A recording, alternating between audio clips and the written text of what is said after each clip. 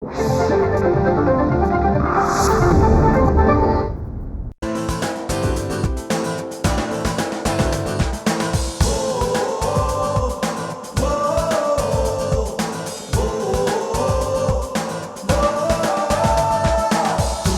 से झुके नहीं,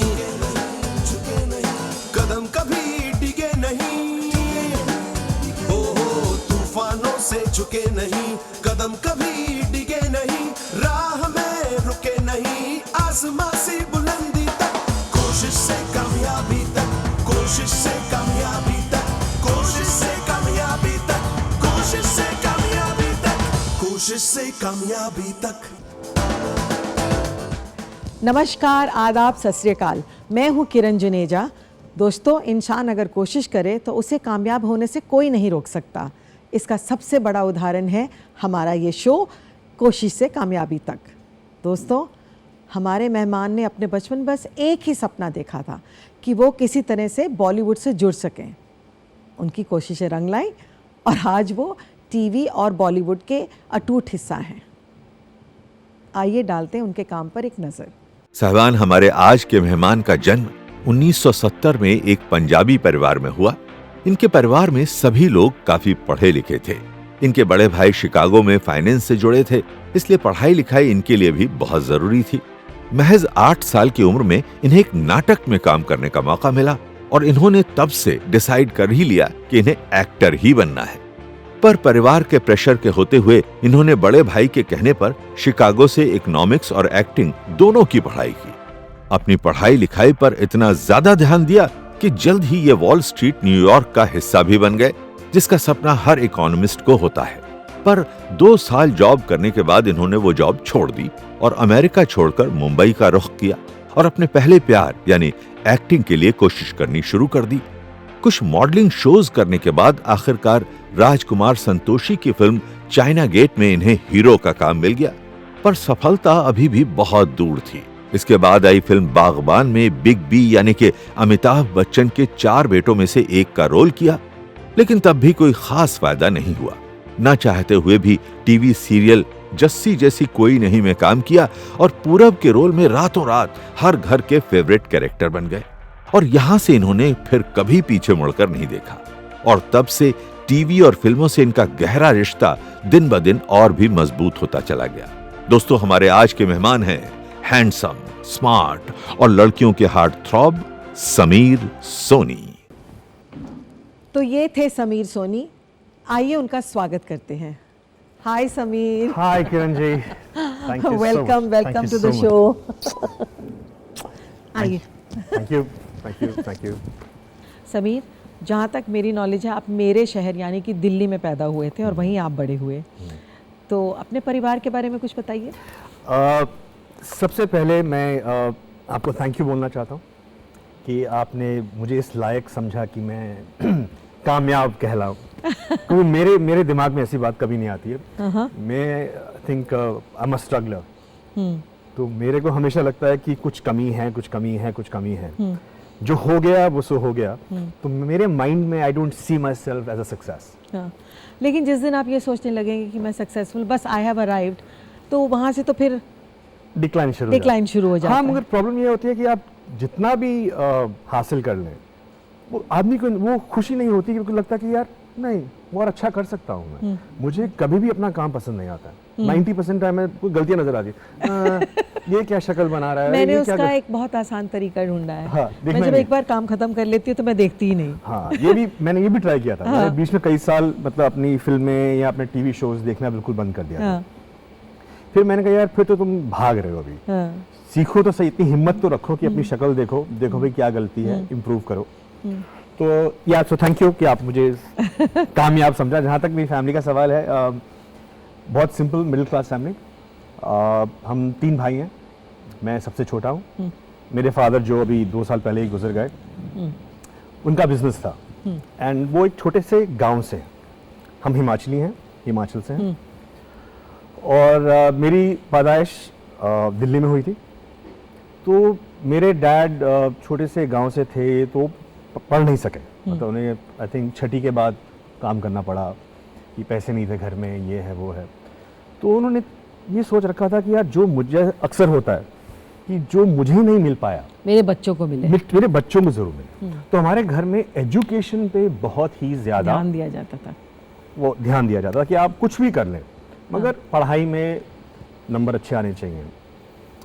तो 3 भाई थे और काफ़ी स्ट्रिक्ट मिडिल क्लास फैमिली। ये नहीं था कि मतलब कि तंगी थी, मगर ये भी नहीं था कि भी कोई सिल्वर प्लेट पे आपको परोसा जा रहा है। हमें पैसे की वैल्यू थी और मिडिल क्लास वैल्यू सिस्टम जैसा होता है, तो वही मेरा एक बैकग्राउंड है। And I think I still consider my self a very middle class man, normal इंसान। कोई ऐसी मतलब ये बताइए कि आपकी फैमिली में तो वो चाहते थे कि आप पढ़ाई बहुत सीरियसली करें, लेकिन ये एक्टिंग का जो कीड़ा है वो मैंने सुना आपको बहुत अर्ली एज में था, तो ये किस्सा क्या है? आई थिंक मैं मानना चाहूँगा कि शायद मुझ में और ज़्यादातर जो एक्टर्स हैं उनमें एक फ़र्क है कि मैंने बिना कोई फिल्म देखे एक एक्टर बनना चाहा।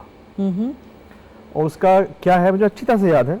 मैं आई थिंक 7 या 8 साल का था और बहुत ही मतलब शाय इंट्रोवर्ट था।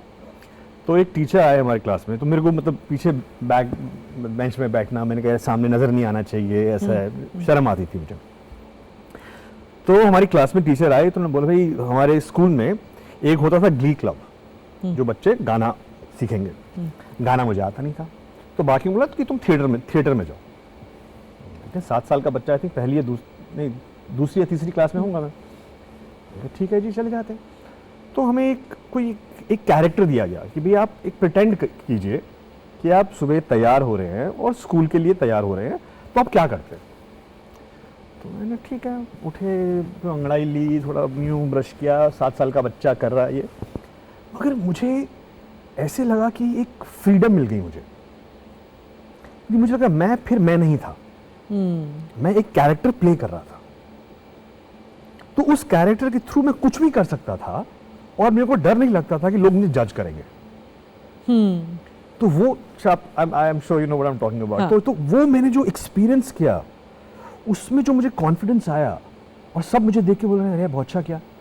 हाँ यार, मैंने सोचा ही नहीं था।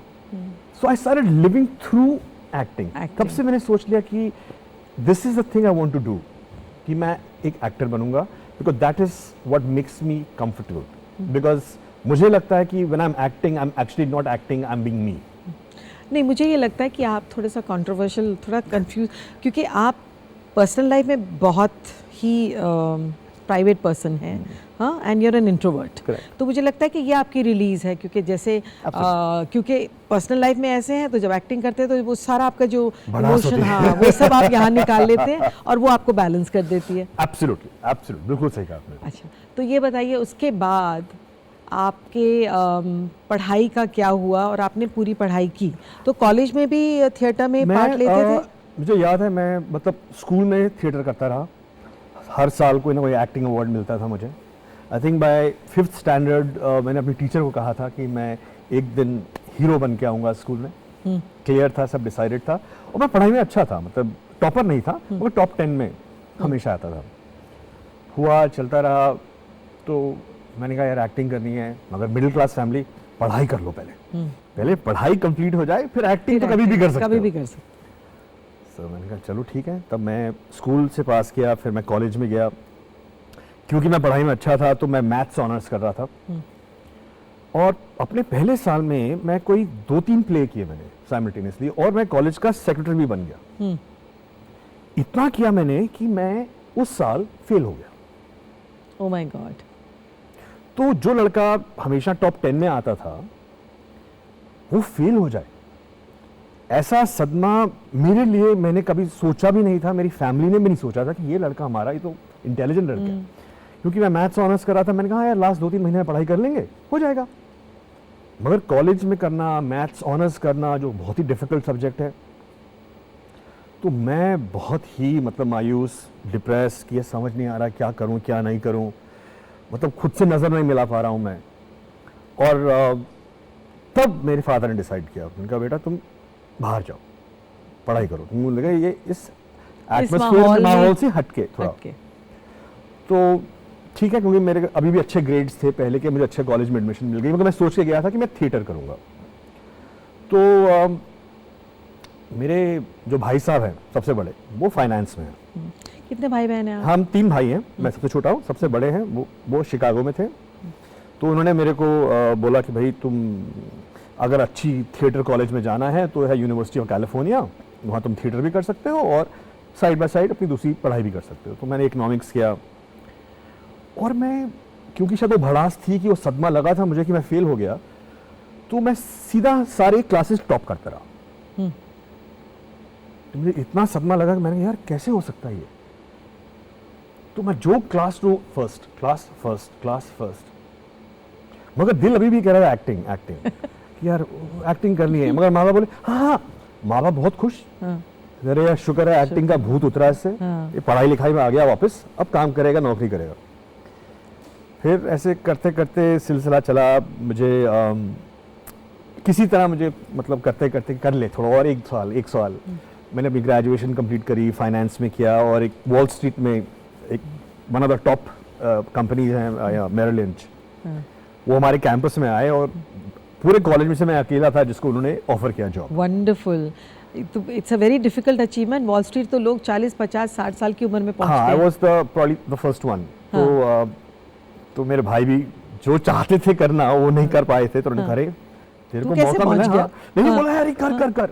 मैंने कहा यार मगर मुझे तो एक्टिंग करनी है क्योंकि वो एक्टिंग से मुझे वो रिलीज, पर्सनल इमोशनल रिलीज मिलता था, और कोई समझ नहीं पाता था। उनको समझ नहीं आता इसको क्या पढ़ी क्या है। तो फिर मैंने 2 साल नौकरी की। मैं न्यूयॉर्क में था, मैनहट्टन में। मेरे घर से स्टैचू ऑफ लिबर्टी नज़र आता था। वर्ल्ड ट्रेड सेंटर जहाँ पर बॉम्ब अटैक्स वगैरह हुए थे, वहाँ मेरा ऑफिस था, और मैं खुश नहीं था। तो मैंने एक दिन बैठ कर सोचा, मैंने कहा यार तुम्हारे पास इससे अच्छी नौकरी मिल नहीं सकती, इससे ज़्यादा पैसा मिल नहीं सकता आपको, और तुम खुश नहीं हो, तो कुछ ना कुछ तो प्रॉब्लम है। तो मैं सोचने बैठा कि मैं ज़िंदगी में करना क्या चाहता हूँ, और फिर मेरे को एक चीज़ क्लियर आई कि मैं ज़िंदगी में वो करना चाहता हूँ जिसके लिए अगर मुझे पैसा ना भी मिले तब भी मैं करना चाहूँ, और वो थी एक्टिंग। बहुत कुछ जानना है इस किस्से के बारे में, लेकिन इस वक्त हमें लेनी पड़ेगी एक छोटी सी ब्रेक। कहीं जाइएगा मत, क्योंकि आप देख रहे हैं कोशिश से कामयाबी तक। कोशिश से कामयाबी तक। Welcome back. और आज हम बात कर रहे हैं smart and handsome Sameer Soni से। हाँ, तो बात कर रहे थे आपके अमेरिका से। तो एक दिन मैंने अपने पिताजी को चिट्ठी लिखी, जब मेरे को रियलाइजेशन हुआ कि मैं ज़िंदगी में क्या करना चाहता हूँ। तो ये बात थी, हमारी फैमिली में किसी ने एक्टिंग की नहीं है, मैं दिल्ली से हूँ, आसपास का लेना देना नहीं है फिल्म इंडस्ट्री से, ना ही मैं किसी को बॉम्बे में जानता था। तो डर भी था क्योंकि अभी तो नौकरी है, सब कुछ है, सडनली तुम एक्टर बनने निकले हो, कोई गारंटी नहीं है कि आप सक्सेसफुल होंगे, अगर नहीं होंगे तो क्या। तो बहुत डर भी था मुझे। तो काफ़ी देर सोचते सोचते, और सब मुझे बोलते थे अरे क्या यार छोड़ना, अभी सक्सेसफुल है, कुछ ऐसे कर ले, साइड में कोई हॉबी की टाइप कर ले। हाँ। मगर दिल में एक आवाज़ थी, मेरे को एक चीज़ से जो सख्त नफरत है, मैं कहता हूँ नफरत है, वो है डर से। मेरे को जब मैं डर महसूस करता हूँ तो मुझे अच्छा नहीं लगता, या डर के कारण कुछ नहीं करूँगा, जबकि अगर गलत हो तो ठीक है, अगर कोई सही चीज़ है मगर मुझे डर लग रहा है वो करने से, you will address it. I will address it, because फिर अंदर से इंसान मर जाता है। तो मैंने अपने फादर को चिट्ठी लिखी, मैंने कहा पापा मैं नहीं चाहता हूँ कि मैं कोई 40-45 साल का हो जाऊँ, बीवी हो, 2 बच्चे हों, और मैं अपने बच्चों को कहानियाँ सुनाऊँ कि उनके फादर में वो काबिलियत थी, ये वो एक कामयाब एक्टर बन सकते थे, मगर क्योंकि उनमें हिम्मत नहीं थी इसलिए उन्होंने किया नहीं। मैं ये नहीं चाहता हूँ, भले मैं फेल हो जाऊँगा, मैं जाऊँगा। ये कह के मैंने अपनी नौकरी से इस्तीफा दिया। सबने कहा होगा ना तुम पागल हो। घर में मुझसे जब मैं वापस दिल्ली आया 1 साल किसी ने बात नहीं की। मतलब डाइनिंग टेबल में हम बैठते थे, खाना नाश्ता चल रहा है, मम्मी डैडी इसी दिन के लिए पढ़ाई लिखाई करवाई थी, इतने पैसे लगाए तुमने, पढ़ाई लिखाई, यही एक्टर ही बनना था तो पढ़ाई क्यों की तुमने, क्योंकि समझा जाता है कि भैया एक्टिंग के लिए कोई पढ़ाई की जरूरत नहीं होती है। तो 1 साल किसी ने बात नहीं की मुझसे, मतलब यही मायूसी थी घर में, एक होता है ना कि डिप्रेशन सा, ये तो गया मतलब क्या यार, हम हमारे ही कर्म खराब थे, ऐसी औलाद पैदा हुई हमारी। मतलब इतना लिमिट नहीं थी, मगर डिसअपॉइंटमेंट ऑब्वियसली थी। मगर फिर आस्ते आस्ते मैं थोड़ा मॉडलिंग करनी शुरू की दिल्ली में, थोड़ा किया क्या वो किया, एंड सडनली वो रिजल्ट्स देखने लग गए। फिर बहुत जल्दी शुरू हो गया, हाँ हमारा बेटा है, ये हमारा बेटा, तो उनको लगा कि यार इसमें कुछ तो है, सक्सेस, तो the little taste of success. मुझे याद है कि मैंने आपको पहली बार मोटोरोला की एक ऐड में देखा था, एंड मैंने अपने हस्बैंड को एक्चुअली बुला के वो ऐड दिखाई और बोला कि ये देखिए ऐड, ये लड़का बहुत प्रॉमिसिंग लगता है, आई एम श्योर ये फिल्मों में आएगा और कुछ ना कुछ इनका करियर होगा। एंड श्योर इनफ आप फिल्मों में आए और आपने तो प्रॉमिस आप में आपके आई डोंट नो उससे पहले आपने कितनी एड्स की थी, but that was the first aid जिसमें मैंने आपको देखा। That was my first aid Bombay में जब आया था, बहुत ही उम्दा थी, that was the first time I faced the camera. हाँ, एंड उसमें दिखता था कि मंझा हुआ आर्टिस्ट है, मतलब एक्टिंग जो थी वो बहुत ही नेचुरल थी, बहुत अच्छी थी। हाँ, दैट वाज, मैं बॉम्बे आया था तो पहले मैंने सोचा कि एक्टिंग करेंगे इन टर्म्स ऑफ फिल्म्स में, मगर यहाँ जाके पता चला कि भाई किसी ना किसी को जानना चाहिए, किसी को मिलने के लिए, कोई आपको मिलेगा नहीं, अपॉइंटमेंट नहीं मिलेगी, ये नहीं फनी। तो मैंने कहा मैं क्या करूं, मैं तो किसी को नहीं जानता हूं, अगर किसी डायरेक्टर प्रोड्यूसर को अप्रोच भी करना है तो कैसे करूं। तो तब मैंने अपना पोर्टफोलियो खिंचवाया था, तो किसी ने बोला तब तो मॉडलिंग कर लो। ठीक है, तो मॉडलिंग में ये है कि आप जाके अपनी फोटोग्राफ दें, जब कोई कैरेक्टर आपको सूट करेगा वो आपको ऑडिशन के लिए बुलाएंगे।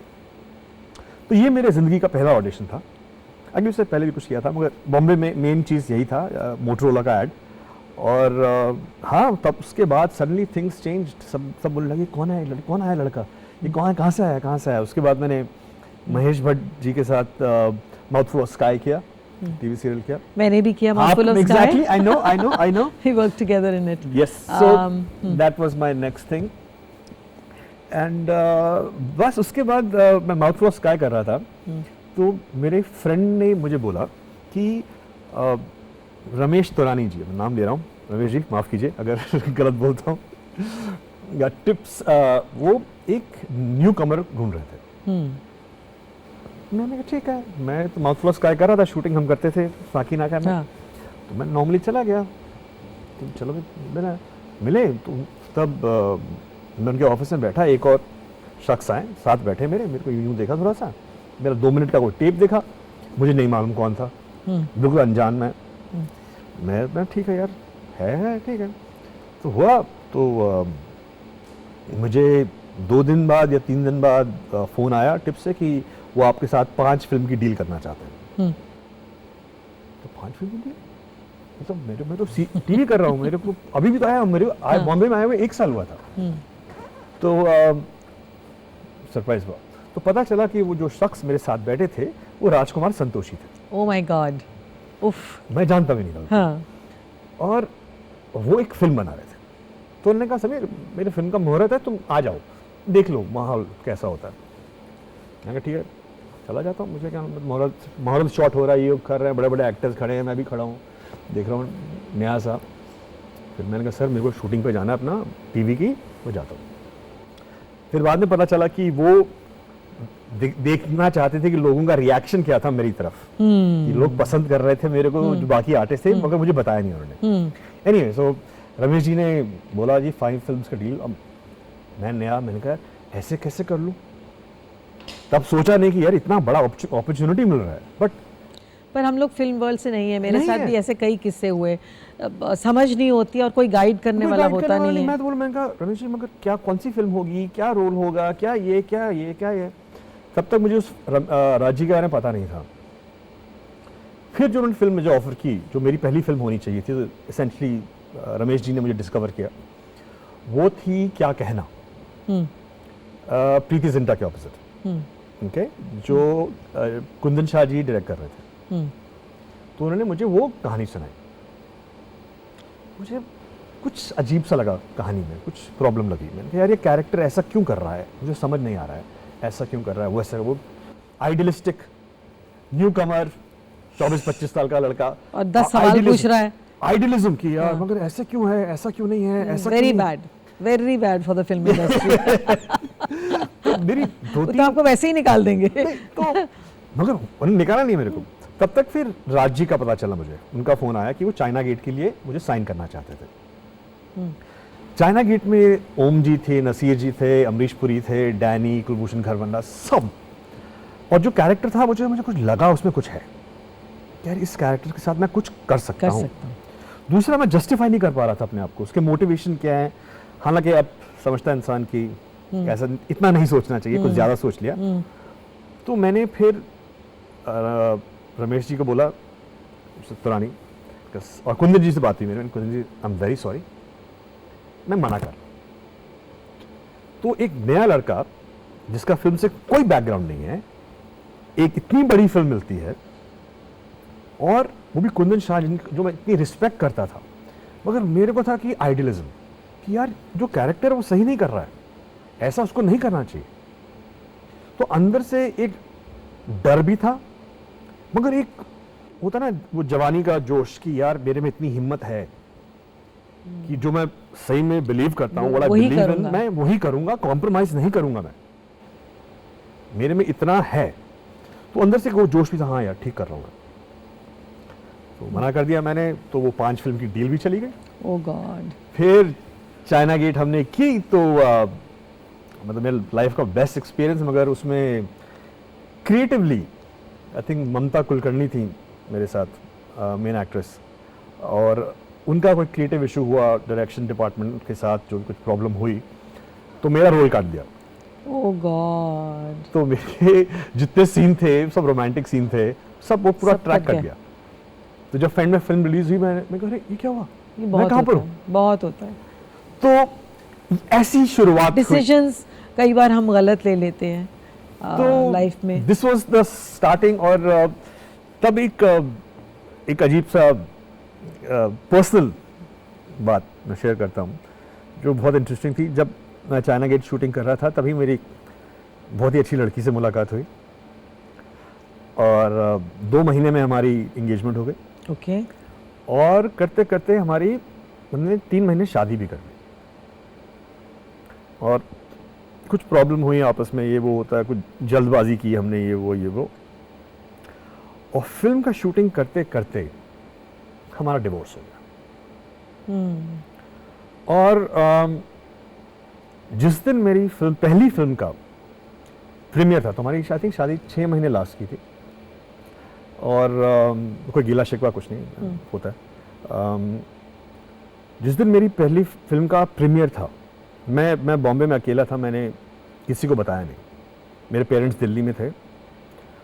उसी दिन, ये सच्चाई है, मतलब उसी दिन मुझे कोर्ट में जाना था डिवोर्स पेपर लेने के लिए। तो सुबह मुझे कोर्ट में जाना था डिवोर्स पेपर लेने के लिए, शाम को मेरी पहली फिल्म का प्रीमियर था, और मेरे फैमिली आई हुई थी मेरे पास। मैं रात को बैठ रहा हूँ, सोच रहा हूँ यार, मतलब यार डिवोर्स ना हो तो अच्छा है, कि मैं फेवर में नहीं था। मैंने कहा यार किसी तरह कहानी चल जाए, ठीक है, कुछ सुलह हो जाए, अच्छा है। फिर दिमाग बोल रहा है, अच्छा कल प्रीमियर है तो पहनेगा क्या, काला सूट पहनेगा कि ये पहनेगा? मैंने कहा हाँ, मगर अच्छा सुबह कोर्ट में क्या करेगा, ये बोलेंगे। तो मुझे अच्छी तरह याद है, मैं अपने हॉल में कारपेट पे सो रहा था, क्योंकि घर में जगह नहीं थी, क्योंकि मेरी सारी पूरी फैमिली आई हुई थी दिल्ली से, और रात भर यूँ बैठ के सोच रहा हूँ, नहीं ये करूँ, कभी ख्याल यहाँ जा रहा है, कभी ख्याल यहाँ जा रहा है, समझ नहीं आ रहा है कि मैं खुश हूँ कि उदास हूँ। सो ऐसी कश्मकश में था मैं। और खैर सुबह गया, डिवोर्स के पेपर लिए, मैंने माँ बाप को बताया नहीं, मैंने बोला कि मैं कुछ काम से जा रहा हूँ। मैंने कहा उनका दिन क्यों खराब करूँ। तो हुआ, मैं कोई आई थिंक 27-28 साल का था। तो वापस आया शाम को प्रीमियर, और मुझे अच्छी तरह याद है कि ठीक है, सब चल रहा है, अच्छा है, सब ठीक है। और नसीर जी, जिनको मैं अपना गुरु मानता हूँ, नसीर जी और ओम जी, ये 2 मेरे गुरु हैं। हमेशा बचपन से चाहता था कि उनकी तरह मैं एक्टिंग कर पाऊँ। तो नसीर जी बोला, मैंने कहा sir I just got divorced in the morning. तो उन्होंने मुझे गले लगाया, कहते don't worry, it's gonna be okay. तो यही कुछ अजीब सी मतलब शुरुआत थी मेरे करियर की, कि जिस दिन मेरे ज़िंदगी का सबसे बड़ा दिन था, मेरे लिए बहुत दर्दनाक दिन भी था। एंड अफसोस की बात है, फिल्म इतनी चली भी नहीं और मेरा रोल भी कट गया। सो आई वाज लाइक, अरे बाप रे बाप, ये तो चारों तरफ से। So this was the story of my first film. Sameer, बातों का सिलसिला हम आपसे जारी रखेंगे, लेकिन इस वक्त लेते हैं हम एक छोटा सा ब्रेक। कहीं जाइएगा नहीं, आप देख रहे हैं कोशिश से कामयाबी तक। कोशिश से कामयाबी तक।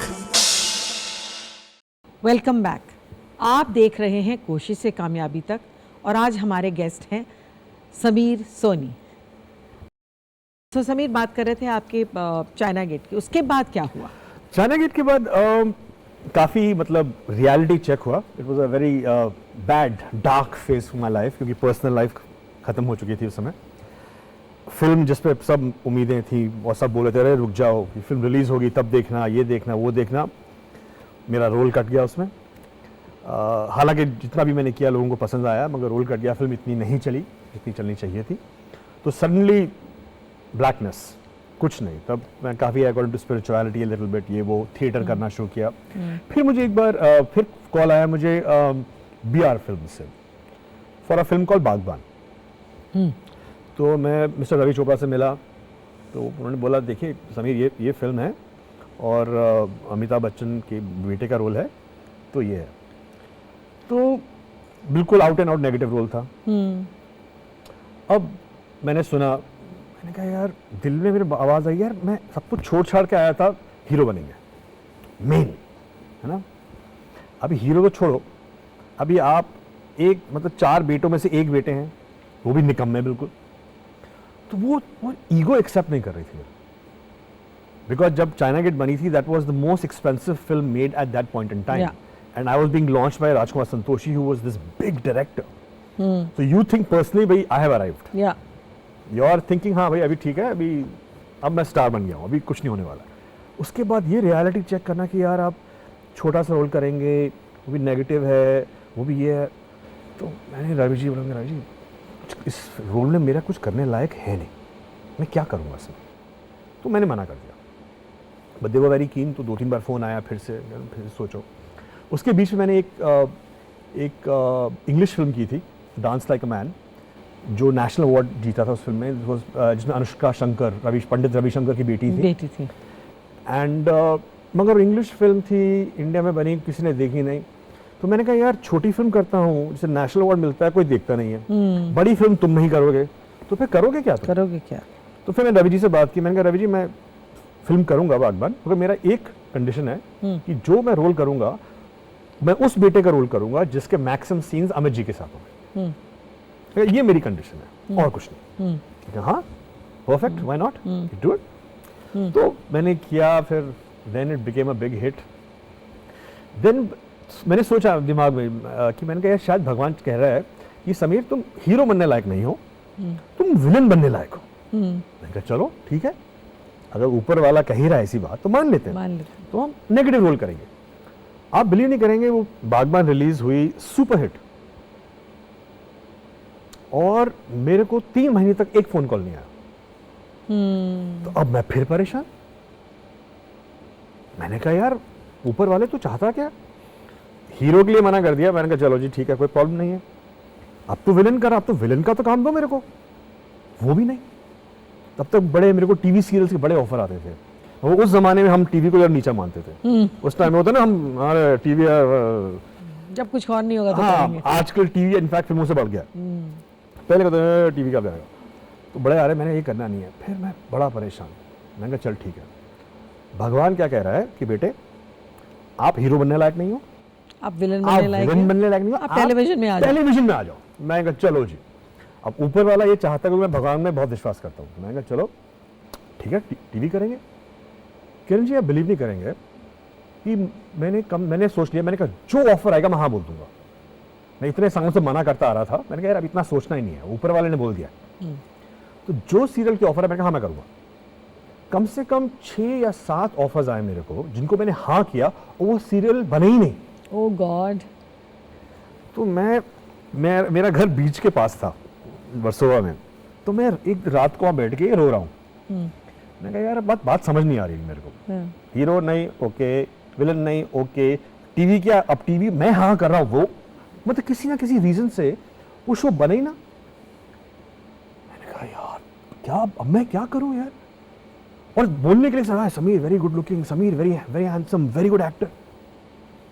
तब फिर किसी का, उन दिन मेरे पेरेंट्स मेरे पास आए हुए थे, तो किसी का ऑफर आया कि समीर एक गेस्ट अपीयरेंस है एक टीवी शो में, आप करेंगे?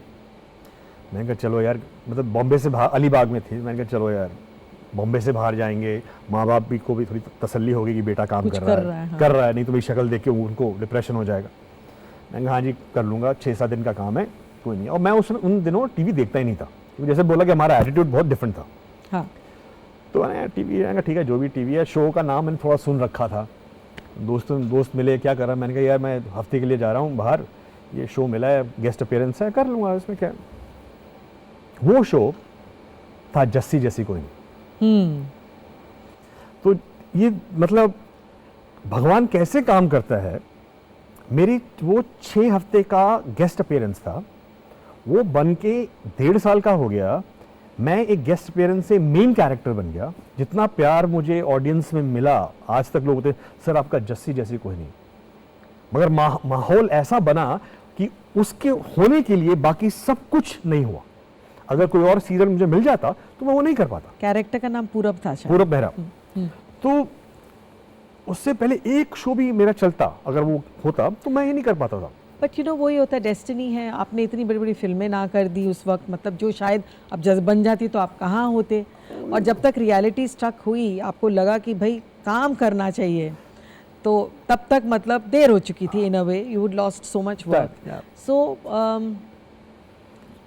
जस्सी के बाद एक और सीरियल था जो आपका बहुत पॉपुलर हुआ, और परिचय। एक और मैंने किया बालाजी के साथ, परिचय। बीच में 2-3 सीरियल और किए, लेकिन पॉपुलर परिचय वाज वेरी पॉपुलर। वो आज तक मुझे लोग जानते हैं, कुणाल चोपड़ा के कैरेक्टर से। वो एक फॉलन हीरो का कैरेक्टर है, और मैं अपने कैरेक्टर के साथ बहुत मतलब घुल जाता हूँ, इन टर्म्स ऑफ कि पता नहीं चलता कि कैरेक्टर है कि मैं हूँ। तो मैं हर एक कैरेक्टर बहुत पर्सनली लेता हूँ, उसके लिए लड़ता भी होगा कि यार ये कैरेक्टर ऐसा नहीं होना चाहिए, ऐसा नहीं होना चाहिए मेरे कैरेक्टर पर साथ। टेलीविजन में मैंने बहुत देखा है कि कंसिस्टेंसी नहीं होती है। हाँ, तो एक सीन से दूसरे सीन में आप सडनली ऐसे बन जाते हैं, वैसे बन जाते हैं। तो आप झगड़ते थे इस बारे में? बहुत झगड़ता था मैं। सब परेशान थे। लोगों को अच्छा नहीं लगता, वो नहीं अच्छा लगता, वो मैं सीख लिया। सीरियल्स में दे डोंट वांट इंटरफेरेंस, वो कहते हैं मेरा टाइम मत वेस्ट करो, आप शूटिंग करो।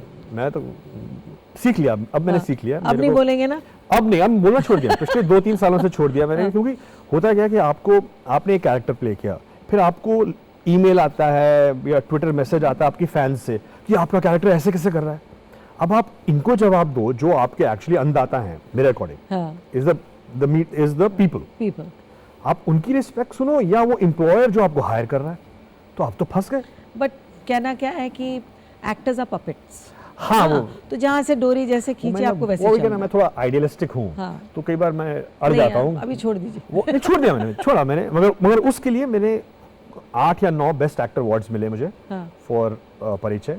और अभी तक 8 साल पहले ये किया था मैंने, अभी तक मुझे मैसेजेस आते हैं कि उसका सीजन 2 कब आएगा।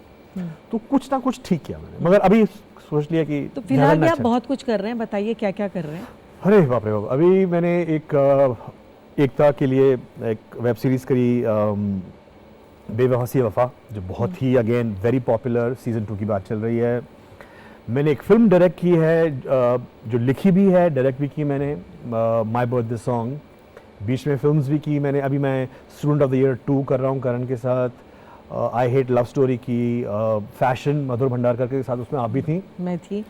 तो फैशन, तो विवाह शाहिद के साथ, सूरज बरजाटिया, वो किया। तो फिलहाल आजकल वेब सीरीज पे ज़्यादा वो हो रहा है। और मैंने 2 फिल्म्स और की हैं, द टेप और तेज रफ्तार, जो रिलीज पे हैं। तो ठीक है, अभी काफी है। अच्छा एक बात बताइए, फैशन में आपने मेरे साथ काम किया था एंड आपने उसमें एक गे कैरेक्टर प्ले किया था, तो वो रोल आपने कैसे एक्सेप्ट किया और आपको वो इंस्पिरेशन कहाँ से मिली टू बिहेव लाइक दैट? सी, मैं जब मुझे पता चला, मुझे मधुर का फ़ोन आया, उन्होंने बताया, मेरे 1 सेकंड के लिए नहीं सोचा, क्योंकि मैं जो स्टीरियोटिपिकल क्लीशे कैरेक्टर्स होते हैं वो मुझे अच्छे नहीं लगते कि गे है तो वो ऐसे बात करेगा। तो ज़रूरी नहीं है, वो भी इंसान भी तो है ना, इसके अलावा कुछ और भी है।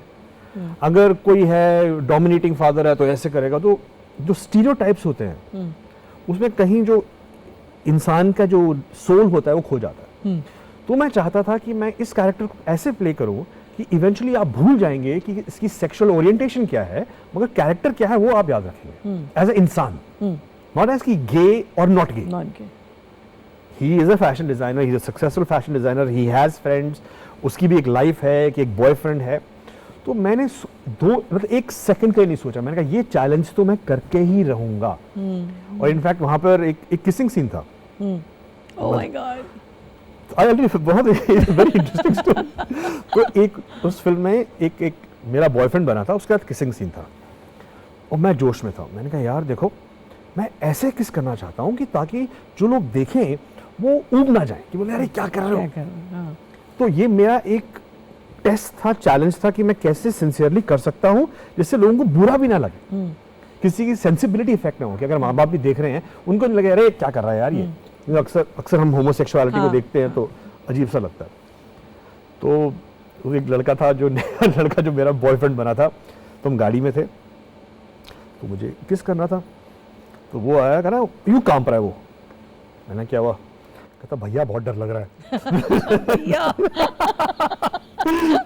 मतलब मेरे साथ बैठा हुआ है, तो मैंने कहा एक्टर बनेगा ना, चुपचाप बैठ जा भी। नहीं भैया बहुत डर लग रहा है। तो मगर लकीली फिर मदर से हमारी बात हुई, तो मदर ने कहा कि किस मत करो, आप गाल पे कर दो। तो मैंने कहा ये सोच कि एक बड़ा भाई छोटे भाई को गाल पे किस कर रहा है, समझे, डरने की बात नहीं।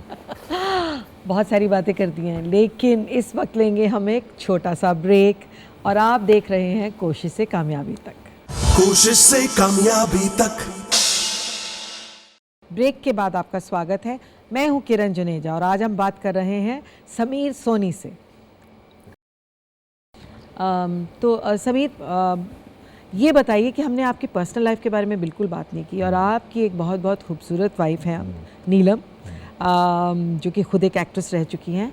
तो ये सिलसिला कैसे शुरू हुआ, इसके बारे में हमें बताइए।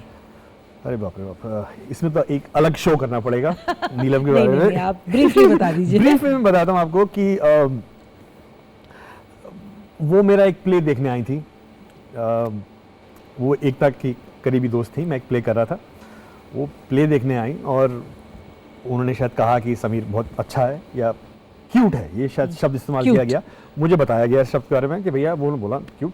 उनसे पहले मैं मतलब उनसे पर्सनली कभी मिला नहीं था, मुझे भी उनकी जो लव 86 वो फिल्में थी याद थी कि वो हैं एक्ट्रेस हैं, ठीक है। तो मैंने कभी सोचा भी नहीं था उनके बारे में, ऐसे मतलब कि आना मतलब कुछ वो नहीं था। तो उन्होंने कहा क्यूट है, तो मैंने ठीक है चलो, भूल गया मैं। तो एक टैरो कार्ड रीडर के पास गया मैं, तो टैरो कार्ड रीडर ने बोला कि भाई तुम्हारी ज़िंदगी में एक लड़की आएंगी जिनका नाम एन से स्टार्ट होगा, न से, और वो कोई ज्वेलरी टाइप में कुछ करेंगी। मैं सोचने लग गया कि उन दिनों में था कि यार अब शादी करनी चाहिए, सेटल डाउन करना चाहिए, बहुत हो गया। मैं सोच रहा यार कौन है, कौन सी लड़की को जानता हूँ एन से। मैं कहा नीलम, नाम एन से है, ज्वेलरी करती है। मैंने कहा ऐसा हो नहीं सकता, मतलब मैं तो जानता भी नहीं हूँ। फिर मैं थोड़ा ध्यान से उनको देखने लगा, जब पेपर में फोटो आए तो मैं देखूँ अच्छा देखने में सुंदर है।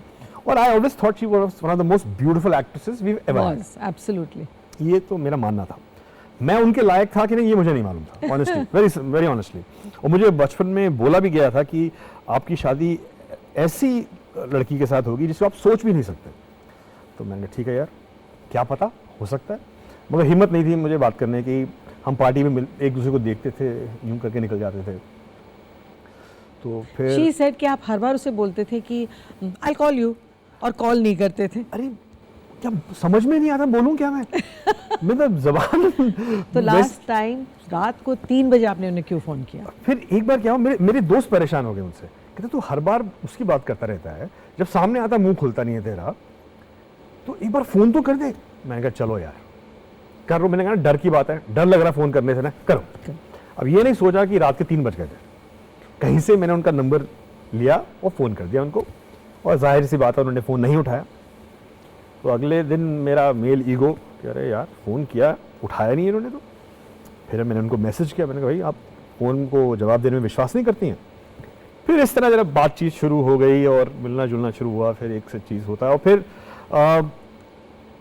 हमारे झगड़े भी होते थे काफ़ी, तो इश्यूज़ भी थी, ये वो, मगर फिर लड़ झगड़ के साथ फिर तो ये बताइए, काफ़ी टाइम के बाद आपने उन्हें प्रपोज किया, और वो भी एक किस्सा है। हाँ। तो उस किस्से के बारे में बताइए, उस शो के बारे में बताइए जो कि सलमान खान होस्ट करते हैं। हाँ, वो जो रियलिटी शो है जिसे घर पे बंद किया जाता है जी। तो हाँ, तो हाँ, तो मैं शो में गया, तो वहाँ पर थोड़ा माहौल देख रहा था, तो और उसमें क्या है कि वो ट्राई करते हैं कि किसी लड़के की किसी के साथ कोई पेयरिंग हो जाए, ऐसा जोड़ी बना दे इसी तरह। और मेरे को ध्यान था, मैंने कहा यार मम्मी डैडी देख रहे हैं, नीलम भी देख रही होगी, तो ऐसा कुछ मत करना कि किसी को वो शर्म आए या बेइज्जती लगे। तो मैंने पहले हफ्ते में मैंने कहा भाई मेरी गर्लफ्रेंड है नीलम, मैंने कहा साफ करो, जबकि हमने पब्लिकली इतना बोला भी नहीं था। मैंने कहा खत्म करो, अभी ये पेयरिंग वगैरह नहीं होगी, इससे बच जाऊंगा मैं। तो मैंने बोल दिया।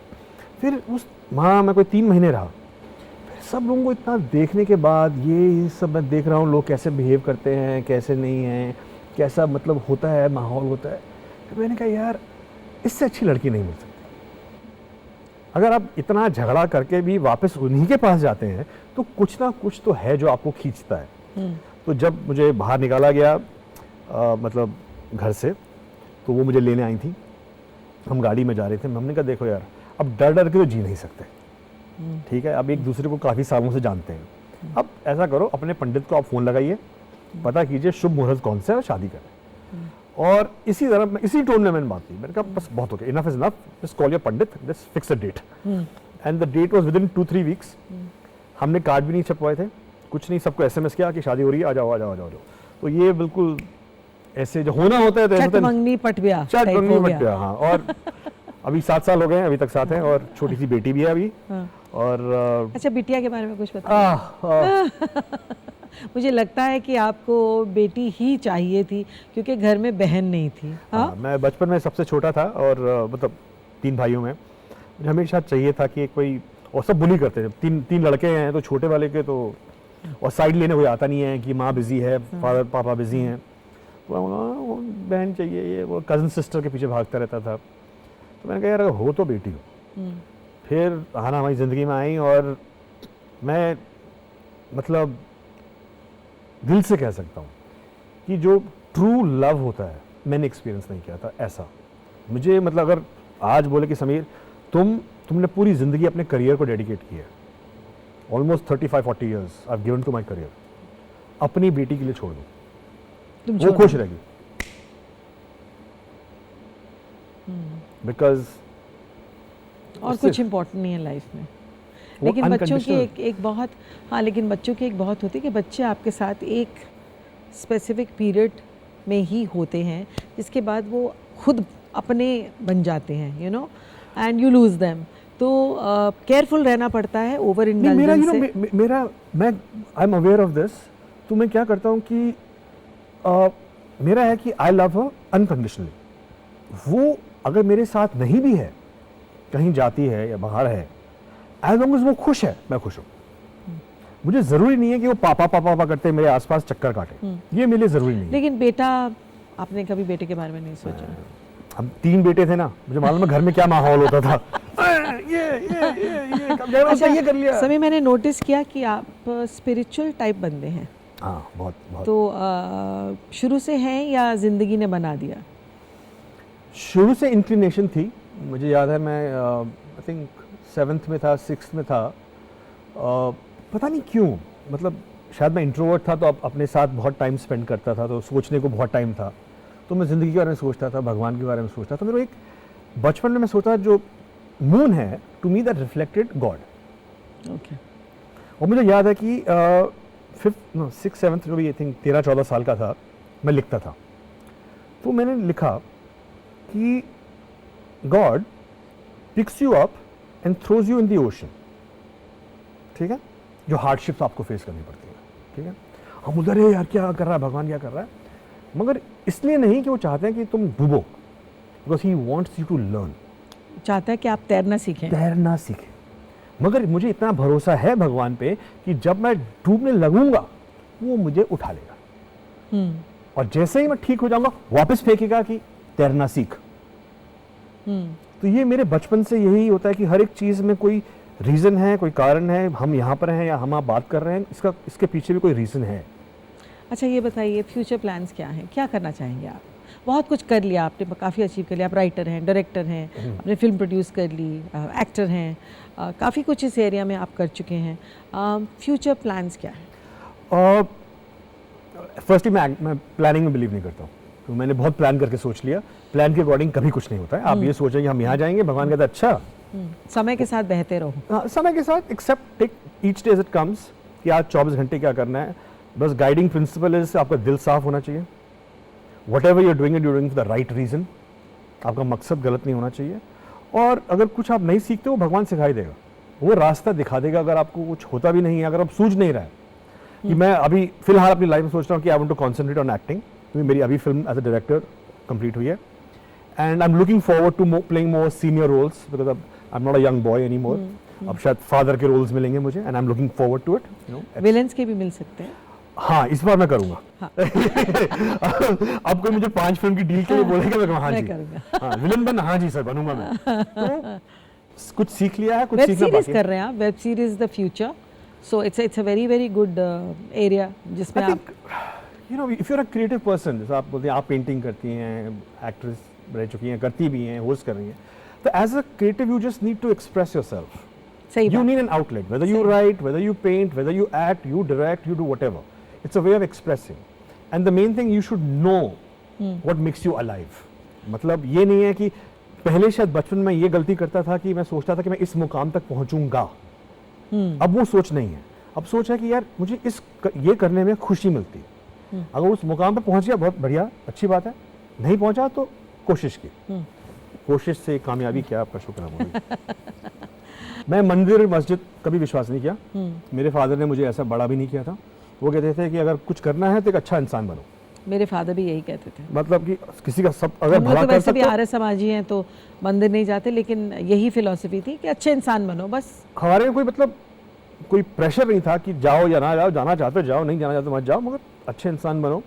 और मैं ज़्यादा विश्वास, मैं भगवान में विश्वास करता हूँ, किसी धर्म में विश्वास नहीं करता हूँ। मैं क्लियरली मैं बोलता हूँ मैं, और मुझे लगता है धर्म ज़्यादा प्रॉब्लम कॉज कर रहा है, भगवान से लोगों को दूर कर रहा है, भगवान अल्लाह जो भी कहना चाहते हो।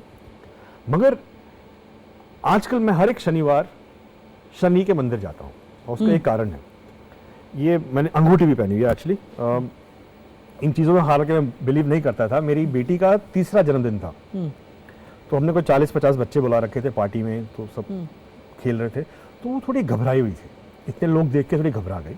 वो मेरे गले से लगा लिया और कस के कम से कम 5 मिनट पकड़ के रखा मुझे। वो इतनी घबराई हुई थी, मैंने भी पकड़ा उसे। तो जब थोड़ी वो काम हुई, उसने मेरी आंखों में देखा, बोला पापा आई लव यू। वो वर्ड्स जब मैंने सुने, मैंने कहा यार देखो, मुझे कुछ हो ना हो, भगवान मेरी बेटी का ख्याल रखना। तो उसके लिए मैंने कहा मैंने बोला कि एवरी सैटरडे मैं शनि के मंदिर जाऊंगा अपनी बेटी के लिए सिर्फ। और तो वो मैं करता हूँ। सही है गलत है नहीं है मुझे नहीं मालूम, दिल से आवाज़ आई थी तो मैं गया हूँ, तो करता हूँ जो आपका दिल कहे आपको करना चाहिए। और इसी अच्छे नोट पर हम अपना आज का शो समाप्त करना पसंद करेंगे, लेकिन उससे पहले आपके पास की डायरी है, उसको खोलिए, एक पेन होगा उसको भी खोलिए, और आपका एक सिग्नेचर और हमारे दर्शकों के लिए आप जो भी लिखना चाहें, एक छोटा सा मैसेज।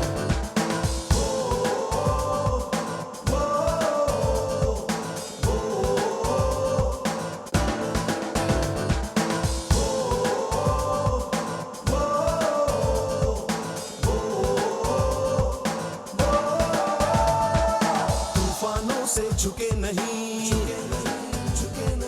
कदम कभी डिगे नहीं।